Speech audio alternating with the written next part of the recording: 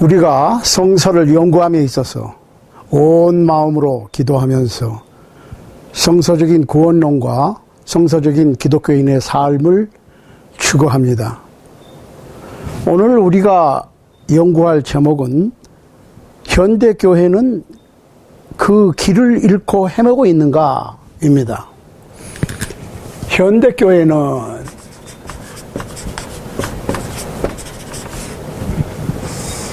길을 잃었는가? 그래서 헤매고 있는가?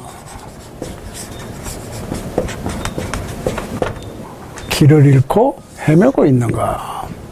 자, 예수님께서는 공생애 중에 한 서기관과의 토론을 하신 후에 그 서기관의 지혜로운 답변을 들으시고 칭찬을 하셨어요. 그 칭찬이 마가복음 12장 34절에 나오는데 네가 하나님의 나라에 멀지 않도다 하셨어요. 자, 하나님의 나라에 멀지 않다라고 하는 얘기는 어떻게 보면 긍정적인 말씀일 수 있어요.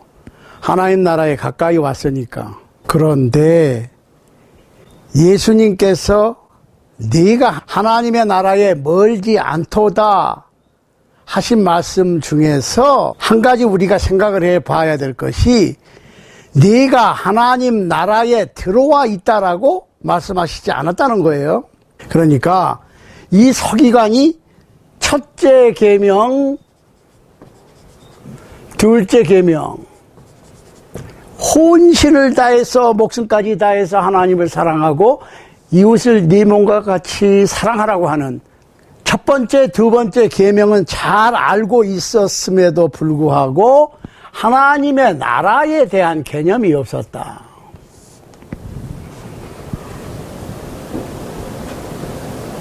잘 보시라고. 예수님께서 마가복음 9장 1절에서 여기 섰는 사람 중에 제자들에게 말씀하셨어요. 죽기 전에 하나님의 나라가 권능으로 임하는 것을 볼 자들도 있다고 그랬어요. 그럼 하나님의 나라는 제자들 생전에 세워졌어야 된다고. 제자들 생전에.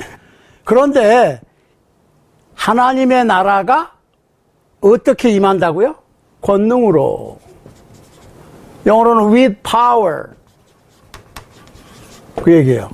권능으로 임해 하나님의 나라가. 그런데 사도행전 1장 8절에 보면 성령께서 너희에게 임하시면 너희가 권능을 받고 이렇게 얘기하셨어요. 그러니까 다시 조합합니다. 하나님의 나라가 권능으로 임하는 것을 너희 가운데 몇몇은 죽겠지만 죽지 않고 살아서 하나님의 나라가 권능으로 임하는 것을 볼 자들도 있다. 그런데 성령께서 오시면, 성령이 너희에게 임하시면, 성령 강림이죠. 너희가 권능을 받겠다라고 사도행전 1장 8절에서 말씀하셨고, 사도행전 2장에서 성령께서 강림하시지요.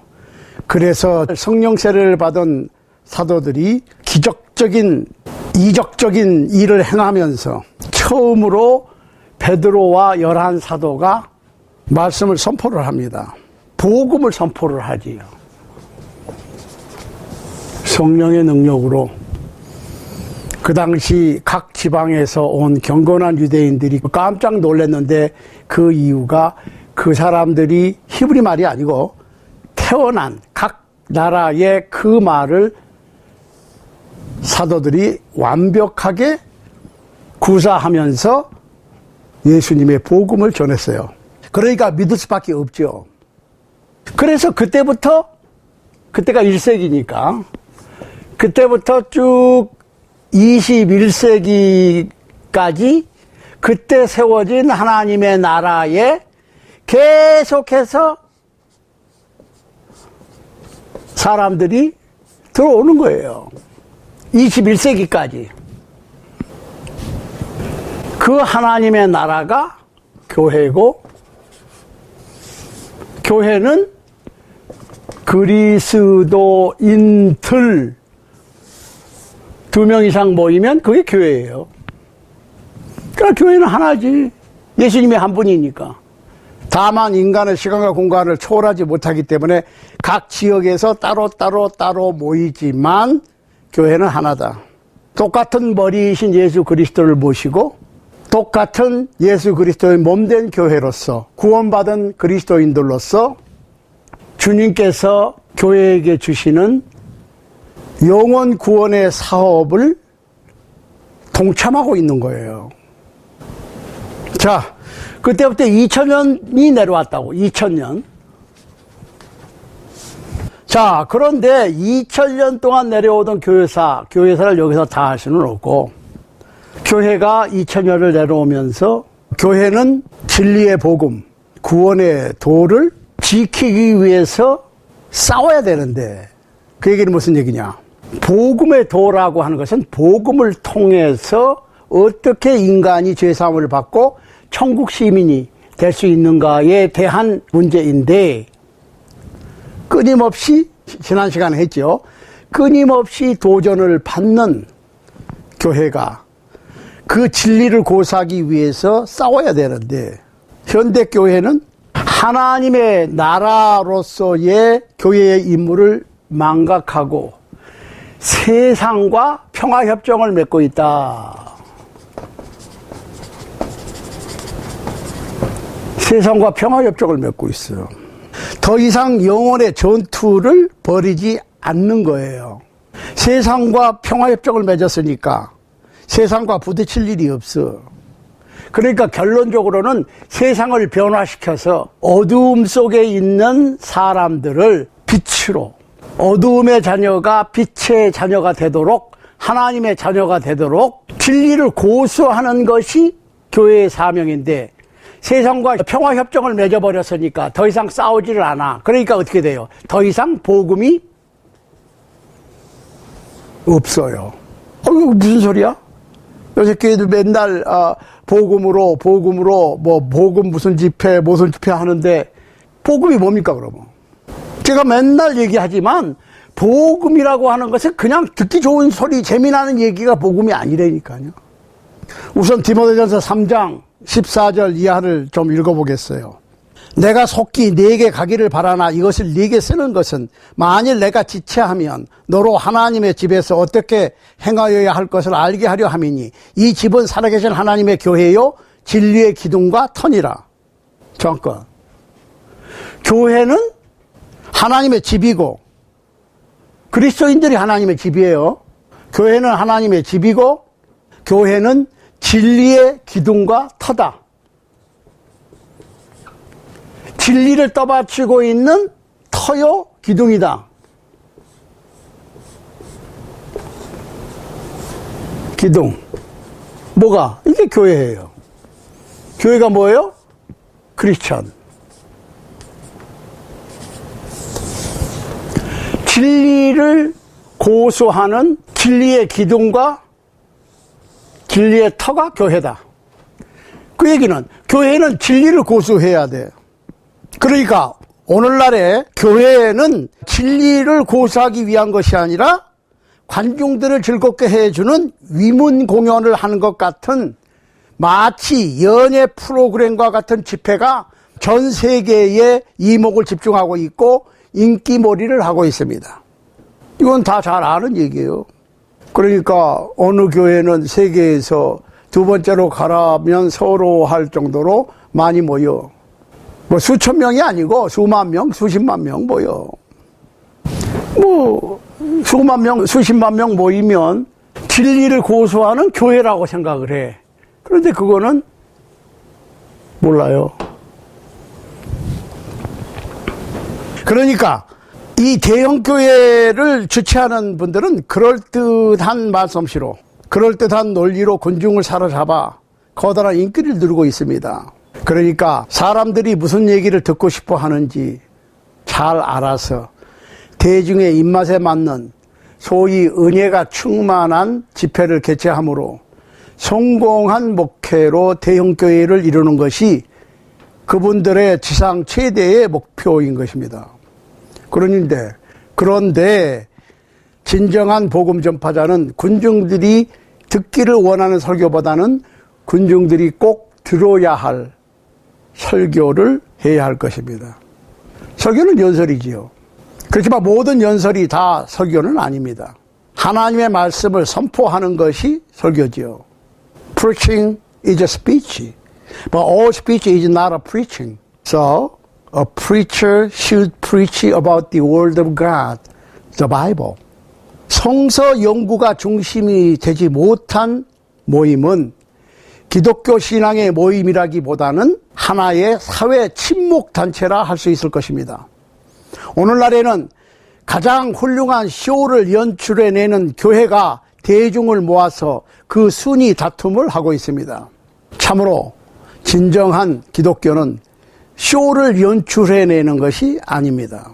예수님께서는 제자들에게 그리스도를 따르는 진정한 교회, 그 교회를 이루는 그리스도인들의 바른 기독교 신앙의 길을 마태복음 16장 24절에서 25절에서 이렇게 말씀하셨어요. 이에 예수께서 제자들에게 이르시되 아무든지 나를 따라오려거든 자기를 부인하고 자기 십자가를 지고 나를 쫓을 것이니라. 누구든지 제 목숨을 구원코자 하면 잃을 것이요 누구든지 나를 위하여 제 목숨을 잃으면 찾으리라. 이 말씀에 비추어서 진짜 예수님의 제자로서의 교회냐 아니면 사회 친목단체냐가 가늠될 수 있다는 거예요. 그런데 현대교회는 예수님의 몸된 교회의 성서적인 진위 여부는 그렇게 중요하다고 생각하지 않습니다. 다만 대중들의 인기를 몰아서 그 홍도를 중요시 여기는 거예요. 그저 대중들이 몰려가는 대로 목적과 방향을 잃은 채 그냥 떠내려가고 있는 현실인 것입니다. 진리를 추구하는 정직한 사람들도 고개를 갸우뚱갸우뚱하면서 그냥 그들과 함께 흘러 떠내려가고 있는 현실입니다. 마태복음 7장 13절 14절, 누가복음 13장 24절을 꼭 읽어보시기 바랍니다. 그렇다면 요한복음 18장 38절에서 빌라도 총독이 예수님께 물었던 것처럼 진리가 무엇입니까? 빌라도가 문맹자가 아니었어요.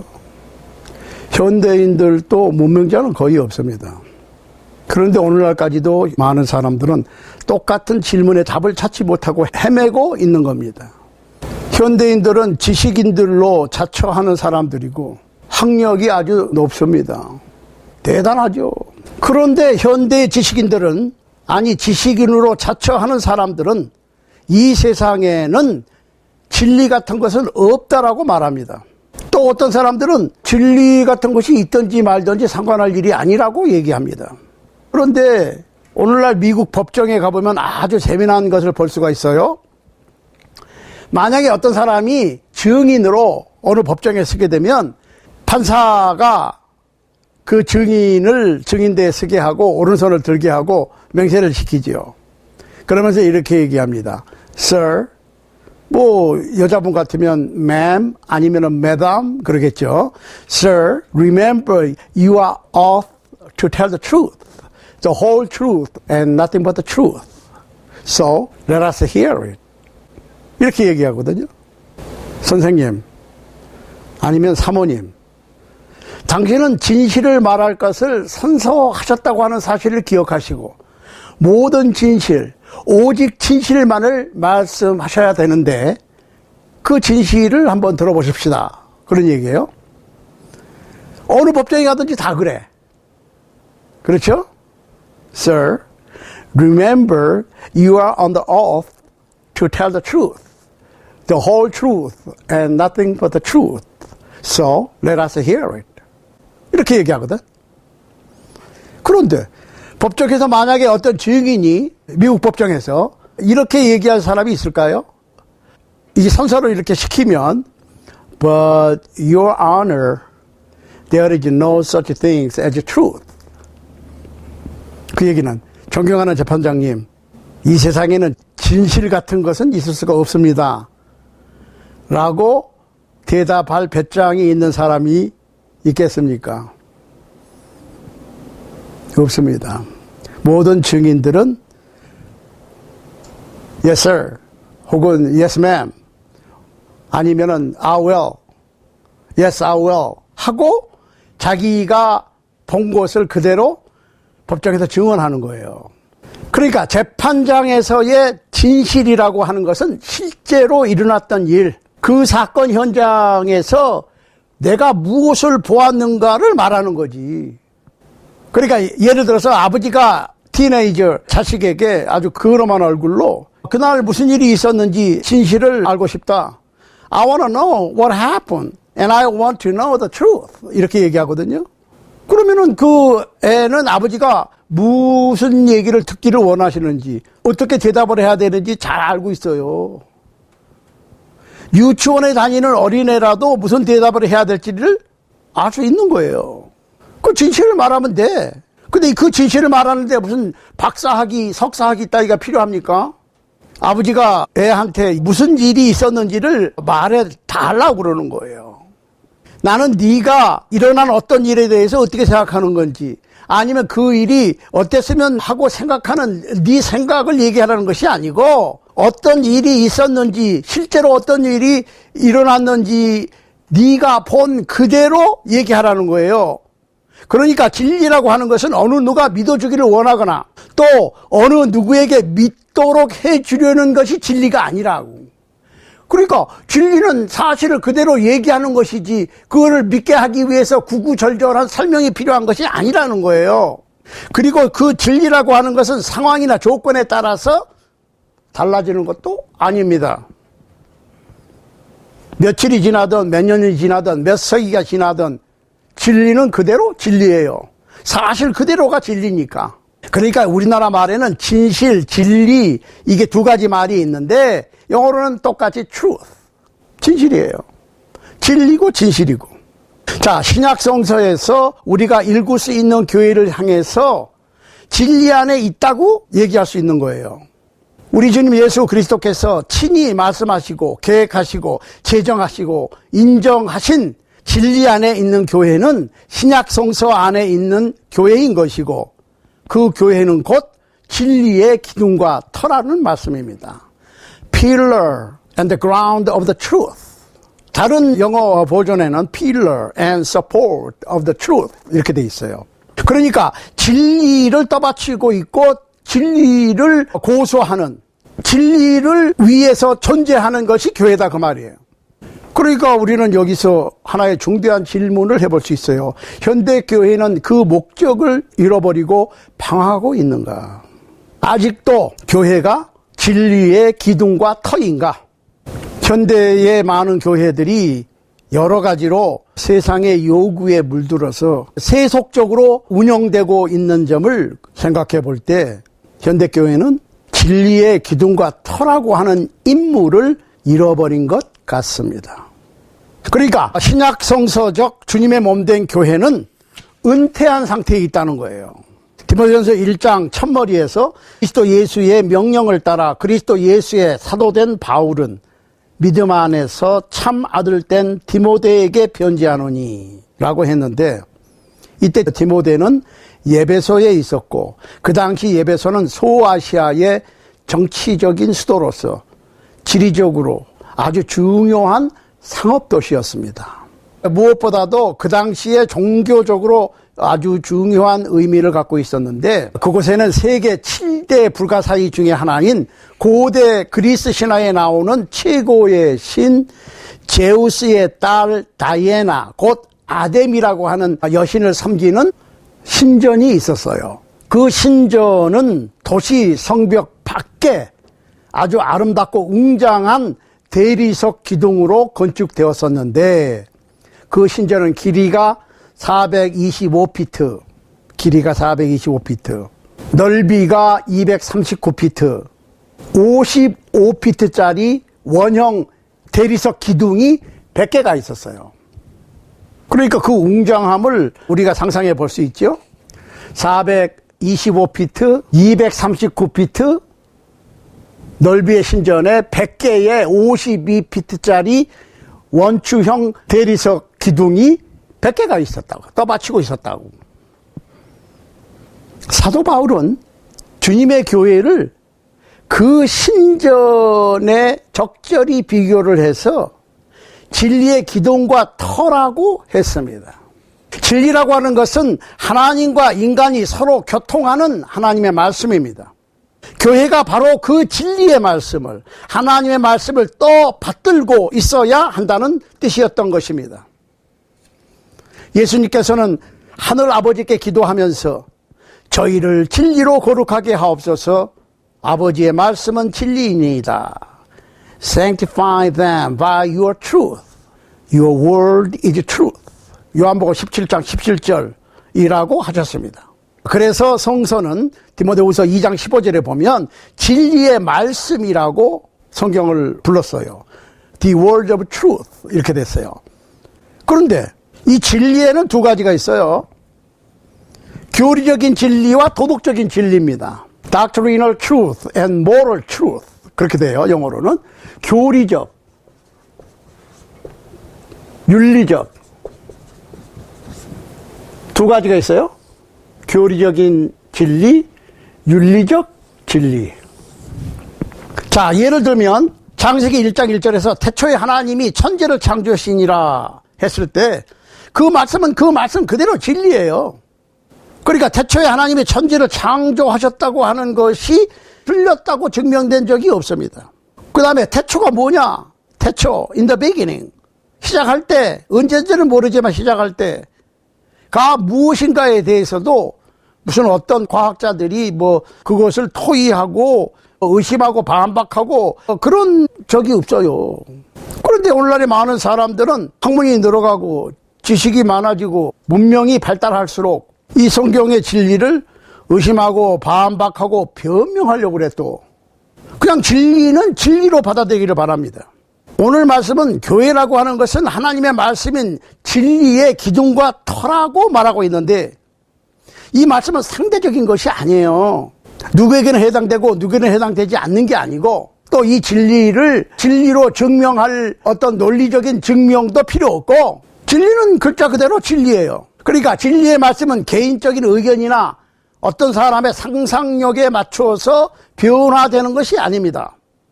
보세요. 그러므로 모든 육체는 풀과 같고 그 모든 영광이 풀의 꽃과 같으니 풀은 마르고 꽃은 떨어지되 주의 말씀은 세세토록 있도다 하였으니 너희에게 전한 복음이 곧 이 말씀이니라. 베드로전서 1장 24절로 25절 말씀입니다. 여기에 이유 있어요. 육체는 풀과 같고 인간의 모든 영광은 풀의 꽃과 같아. 풀은 마르고 꽃은 떨어져. 주의 말씀은 세세 무궁토록 있는데 그것이 복음이다. 그 복음에 대한 설명은 제가 여러 번 말씀드렸어요. 고린도전서 15장 1절로 4절 찾아보시기 바랍니다. 자, 성서는 우리가 히브리서 12장 1절에서 읽을 수 있는 바와 같이 우리의 생활 습관에 따라서 혹은 우리를 에워싸고 있는 죄로부터 안위를 얻기 위해서 변경될 수는 없습니다. 진리가 바뀐다면 그거 더 이상 진리가 아니죠.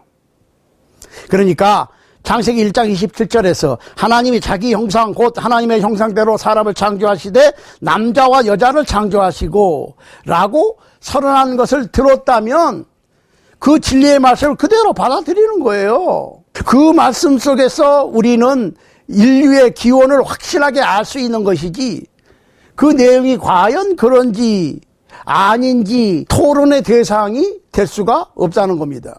우리는 인간이 다른 단순 세포 동물에서 변화되어서 진화된 것이 아니라고 확인할 수 있어요. 인간을 창조하심으로 하나님께서는 하나님의 창조의 절정을 이루셨는데 하나님께서는 자신의 형상, 즉 His own image대로 창조하신 존재는 오직 인간밖에 없다는 말씀입니다. 그래서 인간은 하나님의 이미지, 하나님의 형상을 닮았기 때문에 다른 피조물과 다른 존재예요. 하나님께서는 인간을 따로 구별하셨고 육체적 모습뿐만 아니라 하나님의 속성을 닮은 영을 인간에게 부여하신 겁니다. 야고보서 2장 26절 참조 바랍니다. 그것은 곧 인간의 삶을 매우 신성하게 허락하신 겁니다. 그래서 하나님께서는 인간을 향해서 도덕적인 법을 언급하신 겁니다. 그러니까 도덕적, 윤리적 법이 있다고.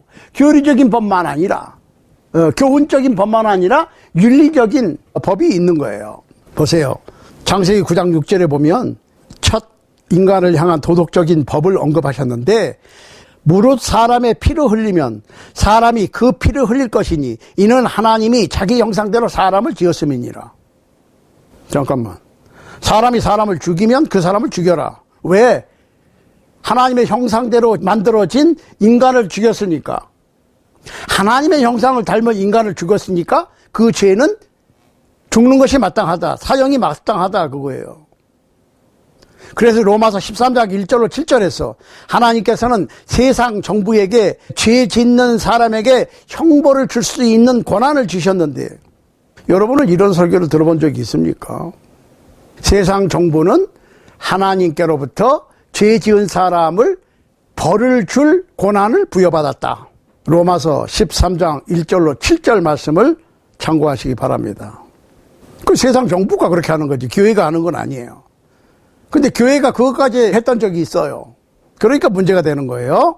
자, 그래서 오늘 우리 자신에게 묻습니다. 오늘날 교회는 그 임무를 잃어버린 것입니까? 현대교회는 그 길을 잃고 헤매고 있는 것입니까? 현대교회는 하나님의 진리의 말씀에 기둥과 터가 되어야 하는 그 본래의 목적을 상실하지나 않았습니까? 어떤 지각 있는 성서학자들 혹은 설교자들은 그렇다라고 대답을 합니다. 그분들은 한결같이 현대교회가 진리의 기둥과 터로서의 임무를 잃어버렸거나 이행하지 않는다고 주장합니다. 근무태만 하는 거예요. 영어로 neglecting이라고 그럽니다. 오늘날의 이 세상은 진리의 기둥과 터인 그런 교회가 존재하는지조차 인지하지를 못합니다. 왜? 좀 전에 제가 말씀드렸지만 현대교회는 세상과 휴전협정을 맺고 있기 때문에 더 이상 진리 고수를 위한 투쟁, 곧 싸움을 벌이지 않아요. 그냥 좋은 게 좋은 거야. 저는 오늘날 교회가 진리의 기둥과 터가 되기에 충분한 하나님의 말씀을 소유하고 있다고 인정합니다. 그런데 문제는 오늘날의 교회는 현대 문화에 항거하는 것이 아니라 현대 문명을 따르고 있다는 거예요. 반영하고 있다는 겁니다. 현대 문명을 교회가. 하나님의 말씀 로마서 12장 1절로 2절 말씀으로 제 대답을 대신하겠습니다. 그러므로 형제들아, 내가 하나님의 모든 자비하심으로 너희를 권하노니 너희 몸을 하나님이 기뻐하시는 거룩한 산 제사로 드리라. 이는 너희의 드릴 영적 예배니라. 너희는 이 세대를 본받지 말고 오직 마음을 새롭게 함으로 변화를 받아 하나님의 선하시고 기뻐하시고 온전하신 뜻이 무엇인지 분별하도록 하라. 예배소의 옛 터전에서 한때 웅장했던 다이애나 신전은 오간되었고 그 신전을 떠받들고 있었던 100개의 웅장한 원형 대리석 기둥들도 무너져 몇 개 남아있지 않고 폐허가 되어버린 채 거기를 찾는 관광객들의 눈요깃감만 되고 있을 뿐인데, 그 황량한 광경 속에서 우리는 21세기 현대교회의 망가진 교회상을 엿볼 수 있는 교훈을 얻을 수 있지나 않는가 하는 생각인 것입니다. 우리는 그 진리의 기둥과 터가 되는 주님의 몸된 교회의 순수한 임무를 되찾아야 할 시대적 사명을 갖고 오늘날 21세기의 초반을 살아가고 있는 겁니다. 진리는 귀중한 것입니다. 진리라는 귀중한 보물을 잃어버린 그릇이 무슨 의미가 있는 것이겠습니까? 보물을 잃어버린 보물함은 이미 보물함이 아니죠. 교회란 불러냄을 받은 사람들, 곧 그리스도인들을 말합니다. 그런데 고린도후서 4장 7절에서 잘 보세요. 우리가 이 보배를 질그릇에 가졌으니 그랬어요. We have this treasure in earthen vessels. 이렇게 됐어요. 그러니까 하나님께서는 우리 인간을 흙으로 빚었어요. 그러니까 육체를 만들었어. 근데 그 그리스도인들에게 하나님의 영광을 아는 빛을 우리 마음에 비추셨느니라. God has shone in our hearts to give the light of the knowledge of the glory of God. 하나님의 영광을 아는 빛을, 지식의 빛을 우리 마음속에 비춰주셨다. 고린도후서 4장 6절입니다. 그 보배는 곧 그리스도의 복음이다. The gospel of the glory of Christ. 하나님을 아는 영광의 빛의 복음이에요. 고린도서 15장 1절로 4절은 그 복음을 잘 설명하고 있습니다. 자, 그런데 그것을 기억하게 하기 위해서 자꾸 잊어버리니까 마태복음 26장 17절로 28절.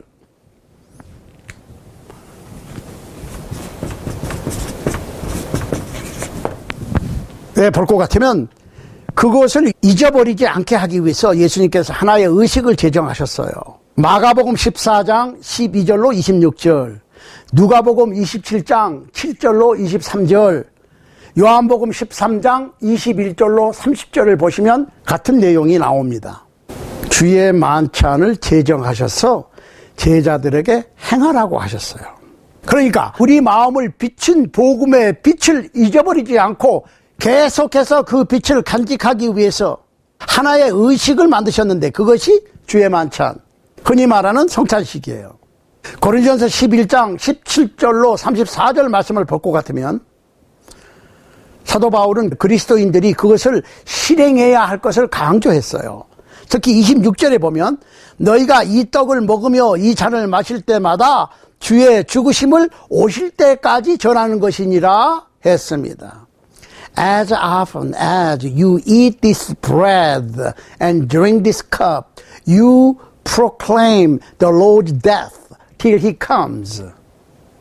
이 떡을, 주님의 몸을 상징하는 떡을 먹고 주님의 피를 기념하는 잔을 마심으로, 포도나무에서 난 것을 마심으로 주의 죽으심을 오실 때까지 선포하는 거예요. 여기서 그냥 한국말에는 전하는 것이니라 그랬지만 영어로는 proclaim이에요. 선포하는 거야. 공공연하게 떠드는 거야.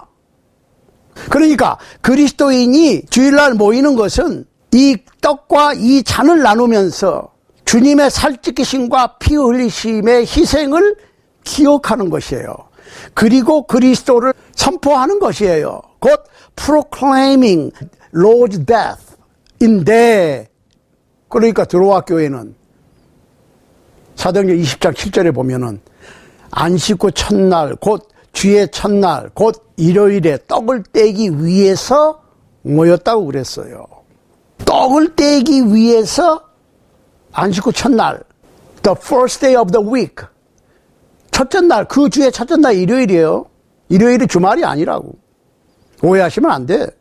그런데 오늘날 교회의 주일 예배에서 주님의 만찬, 곧 성찬식이 제외된 것은 단순히 하나의 의식이 제외된 것이 아니라 주님께서 우리를 위하여 죽으신 것에 대한 선포가 중단된 겁니다. 복음 선포를 중단한 것이라고 하는 주장입니다. 하나님의 진리의 복음을 선포하는 것을 중단한 교회는 보배를 잃어버린 질그릇과도 같은 것이 아니겠습니까? 질그릇은 하찮아요. 금은 그릇보다 질그릇은 하찮은 거예요. 그렇지만 질그릇이 귀중한 그릇이 될 수 있는데 그것은 질그릇이라고 해도 거기다 보물을 담으면 보물이 담겨있는 질그릇은 보물함이죠. 보물단지라고. 그런데 아무리 질그릇이지만은 그 그릇의 재료가 중요한 것이 아니라 무엇을 담고 있느냐가 중요한 것인데 그 복음이라고 하는 보배를 잃어버린 질그릇이 무슨 의미가 있으며 무슨 값어치가 있겠습니까? 그러므로 그 귀중한 보배를 되찾아 담는 질그릇과 같은 여러분과 제가 될 수 있기를 주님의 이름으로 간절히 소원합니다.